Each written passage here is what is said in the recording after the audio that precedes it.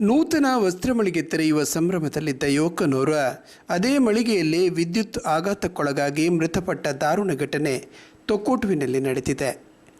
ಮೂಲತಃ ಪಜೀರು ಬೆಂಗೋಡಿ ಪದವು ನಿವಾಸಿ ಸದ್ರಿ ಮಂಗಳೂರು ಪಾಂಡೇಶ್ವರದಲ್ಲಿ ವಾಸವಾಗಿರುವ ಸಲ್ಮಾನ್ ಫಾರೀಶ್ ಮೃತ ಯುವಕ.